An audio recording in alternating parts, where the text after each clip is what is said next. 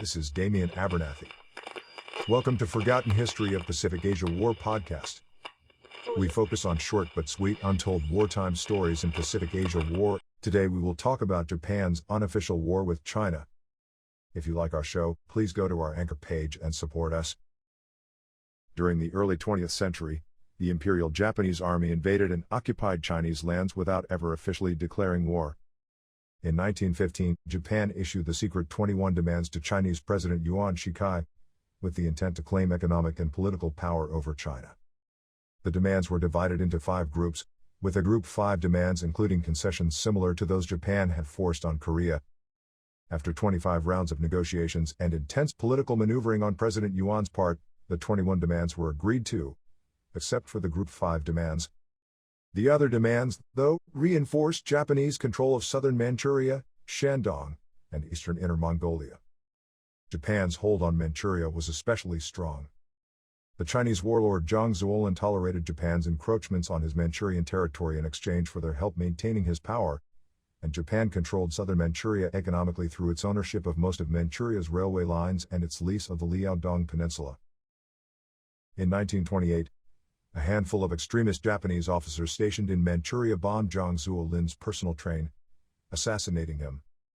According to many sources, they acted without any direct orders from Tokyo, hoping to provide Japan with an excuse to invade Manchuria. Whether or not the Imperial Japanese Army actually authorized the assassination, Zhang Zuolin's son and heir Zhang Shuiliang was understandably not eager to ally himself with the Japanese after this. Instead, he gave his loyalty to the nationalists, led by Kai-shek, who took as their main goal resistance to foreign influence in China.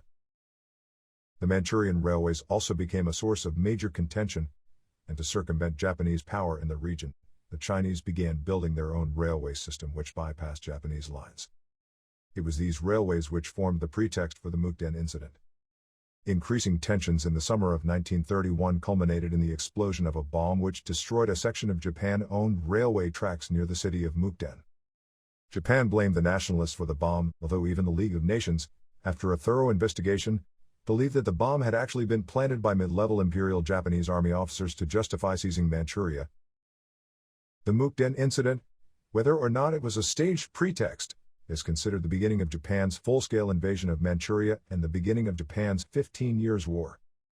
By the next year, Japan had made Manchuria into Manchukuo, a puppet state headed by a puppet leader, the deposed Qing Emperor Puyi. Puyi had become Emperor of China in 1908 at the age of 2, only for China to become a republic 3 years later. He lived in powerless luxury until 1924, when political turmoil in China caused him to appeal to Japan for protection. 8 years later, Japan made him Emperor of Manchukuo, and he lived again in powerless luxury. As Japan pushed further and further into China and tightened its control over the regions it occupied, Chinese communist and nationalist forces continued to fight against each other. However, in 1936, Zhang Shuiliang, the leader of the nationalists in Manchuria under Chiang Kai-shek's command, forced Chiang to stop the civil war and ally with the communists who opposed the Japanese. Zhang achieved this unexpected result by kidnapping Chiang in Xi'an after Chiang arrived to order Zhang to resume fighting the communists. Zhang agreed to Zhang's demands after communist leader Zhou Enlai intervened in the negotiations and helped persuade Chiang to fight more actively against the Japanese and to allow the communist local authority. The Xi'an incident of 1936 helped speed China on its way to a full-scale resistance to Japanese expansion, but most historians point to an incident at the Marco Polo Bridge near Beijing as the real beginning of the united front against the Japanese.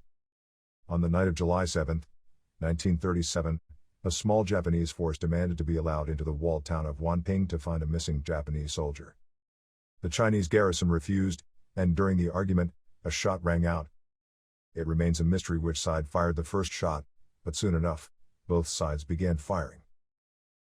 The clash at the Marco Polo Bridge bolstered Chinese resistance. Immediately, nearly all of the regional political and military groups in China threw their weight behind the nationalists, even those who had formerly withheld their support. In September of that year, the communists agreed to put their troops under nationalist governmental control. This quickly escalated the fighting between Chinese and Japanese troops, as the Japanese seized several major Chinese cities and ports, including Shanghai in a 3-month siege, followed by the unrestrained assault on the nationalist capital, Nanjing, and what has become known as the Rape of Nanking.